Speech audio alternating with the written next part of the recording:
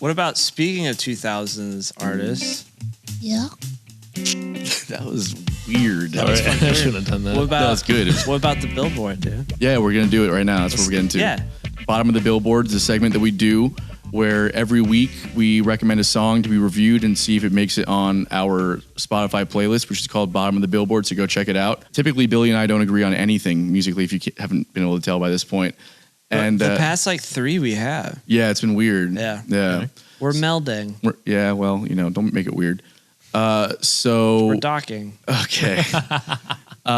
So the song that I picked this week was Infinite by Eminem. Yeah. Now this one has a special place in my heart because you can see the progression of when Eminem got discovered by Dre and when they found his shtick with Dre and they were like, we're going to make you the angry white boy. That's what we're going to do. And then the Slim Shady LP, Marshall Mathers LP was like all that. You know what I mean? It was just like this crazy drug addict, like just saying like shock rapper. And it was amazing. Don't get me wrong. But like, it was just so different from what he was doing when he did the Infinite album. That was before all this? Way before all that. Oh, yeah. wow. So when I first heard this song, I discovered the song much later on. Yeah, of course. So I heard this song and I was like, oh, fuck, he was like a conscious rapper before he was like the shock value, like pop star, you know? I don't know, the lyrics just hit me. Like it's crazy how somebody when they're so young can have such a, I don't know, like you can really understand an artist's full potential before they have to water it down or try to like, pick a lane and stick in that lane type thing. Before they play the game. Exactly. I love this song. What do you think, Bill? It's all right. It's all right. Yeah, the thing with Eminem is, especially if they're like when it comes to rappers and stuff, when obviously it's going to be about the lyrics and the rhyming and other stuff like that. But when that's like the focus of it, I kind of it's a cool piece though. Not really. It's really lo-fi.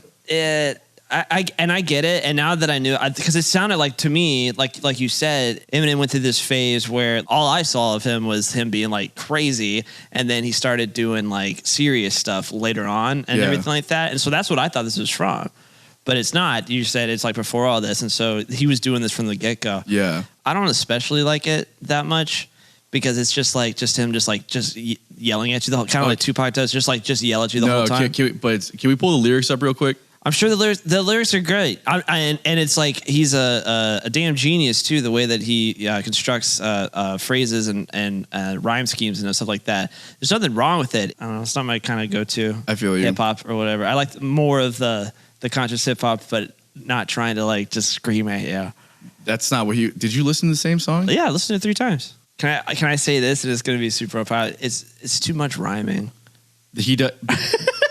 You know what I mean? I feel you. Where he just like, I can't even try to impersonate it because I don't know the lyrics and stuff like that. I do but feel like every word rhymes with itself in a whole sentence. Look at the words. I'm not saying that he's not like a genius or he's smart or anything like that. But when it comes down to brainiac and facts on you mainly lack attraction. Yeah, you that look kind of insanely stuff. whack when all just a fraction of my tracks run. Yeah. And this dude just like, it's like he's very smart. I'm just saying like deep for shit, bro. Musically and stuff like that it's not my favorite. I get it. It's 100% like it's like he's the best. I got it.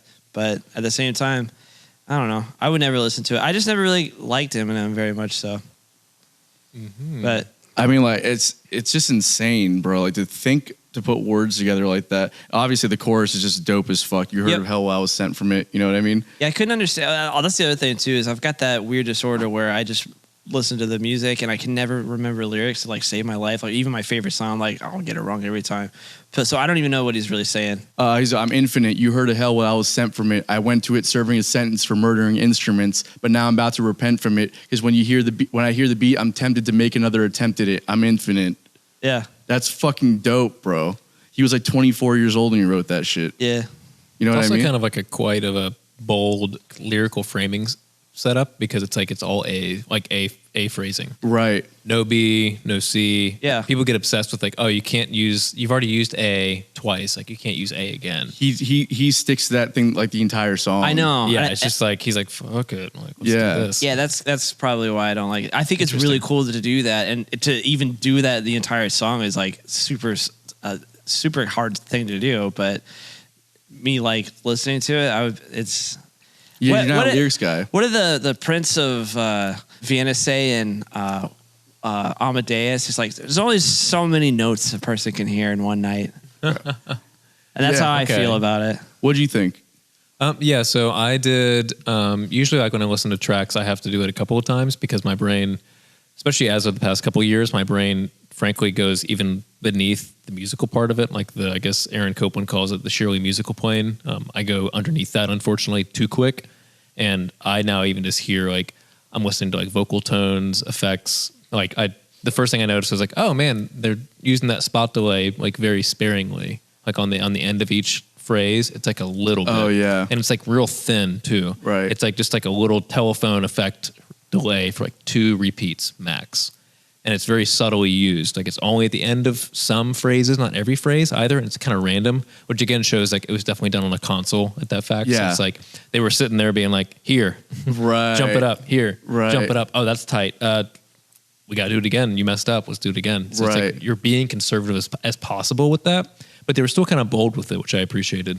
I can hear the punch-ins a couple of times, sure, which you can't do anything about. I mean, we're talking like 1995, 96. You know what I mean? Like, it's like, yeah, and like no budget. It's like groundbreaking, Detroit, Michigan. Yeah, no, like it sounds to me like tape cut sometimes. I'm just like I don't doubt that that's what it is. Yeah, it might actually be that. Yeah, because like sometimes it's like you hear like a little like a little noise or something, and I'm like, oh wow, like this is, but it's kind of tight for me because like I spend so much time having to edit vocals, and I'm like, man, that's great. They just like it sounds good, and it's like they just went with it. They're like, yeah, that's fine. Like no one's gonna be like, I hear a tape cut, right? Like no one's gonna like.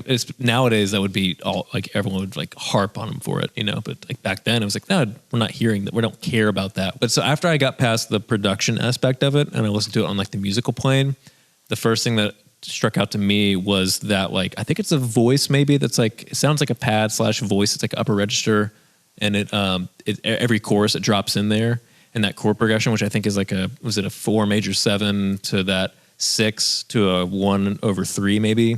I haven't dissected it like that. Okay, yeah. But like that chord progression to me is like very cinematic, emotive, but dark. Yeah, like it's cinematic first off, like it makes me feel like a movie.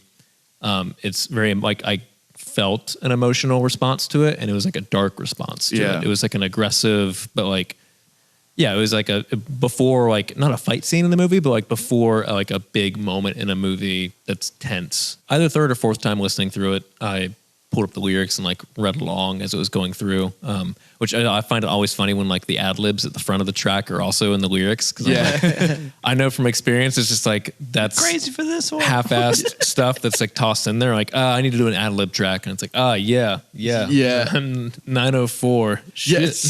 Yeah. For all we know is the last thing for the last 20 minutes in the session. They're like, do you want to put anything on the intro? And he's like, yeah, I can. They're like, you should put something on the intro, bro. And every rapper's doing it, bro. Yeah, like, he's like, all right, I don't know, let's do this. But anyways, so like lyrically, the first thing I noticed was like the all A rhymings for the chorus, which was kind of tight. And then also like it's not all A rhymings for the verses though. No. It's like A, and then he goes. But what's cool is he goes B, B, B, I think, and then like C, C, C. Like he's not doing any kind of callbacks really. Right. Which I'm like, that's kind of cool because like my first thought was, no, like the introspective part of me says like, oh, you should have a callback to A, and then somebody has to like decipher it, sort of thing. But it's like, no, he was just going with a flow, which makes much more sense too. Like, don't break the flow, right? Kind of thing. Totally. For me, like I definitely valued the chorus the most, to be honest, just because like I feel like the beat matched very well with like the lyrics of the chorus, and then also like the textures and timbres that were used in the chorus, and again the chord progression for me, I was like, that's a vibe right there. So did it make the Billboard? No. What do you think? My personal bias in here is happening, which is again 90s nostalgia has somehow taken grip of me in the past few years, which is kind of terrifying. You're getting older. Yeah, maybe that's what it is. When you hit 26 years old. When you hit 30, then you're just like, oh, Bruce Springsteen makes so much sense. I swear to God. Like the day I was 30, I was like, fuck yeah, anything that he's ever written is amazing. Oh my God. I saw The Boss and I was fucking 11 years old, and he crushed it back then too. And then the next year you were 30. Yeah. Yeah, 100%. I believe it. For that reason, and also the chorus, I would say like, yeah, like I hadn't heard the song before, and like I would like to hear it again. Yeah. And that's That's enough to make the Billboard. I would definitely put it on my playlist personally. Dope. Okay. Makes the playlist then. Yeah, 2 you're out of 3. outnumbered. Is it just bet. me? Oh, okay. Yeah, no, I suggested the song, so obviously I want it to be on the playlist. Oh, yeah. So.